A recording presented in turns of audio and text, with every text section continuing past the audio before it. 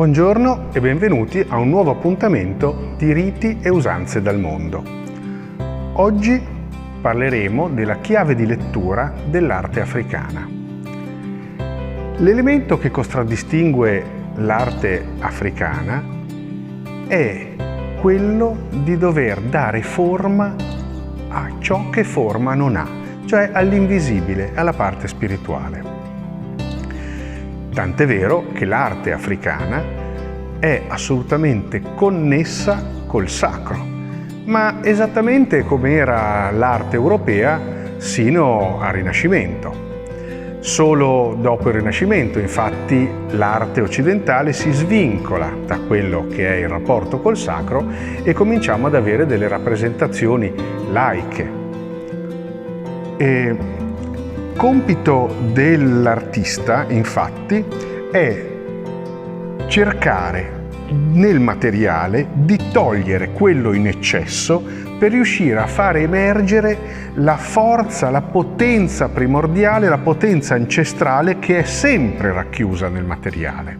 Quindi è questa l'abilità, non è la ricerca di una rappresentazione realistica, ma è assolutamente spirituale.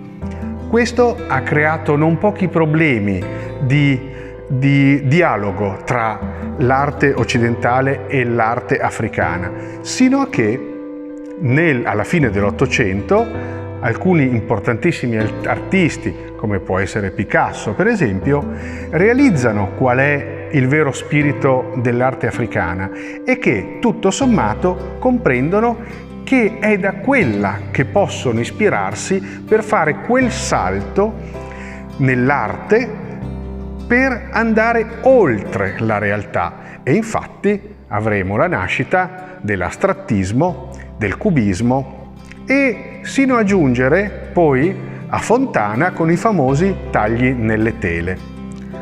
Ecco, l'arte africana è ciò, quindi va osservata in un modo diverso. Occorre che ci immergiamo in un mondo sacro e che comprendiamo che questi oggetti devono rendere possibile anche a chi artista non è di vedere questa forza che poi la guarderemo e sarà anche una forza mediatrice, curatrice, divinatoria, perché proprio è fortemente connesso col mondo, col loro mondo spirituale.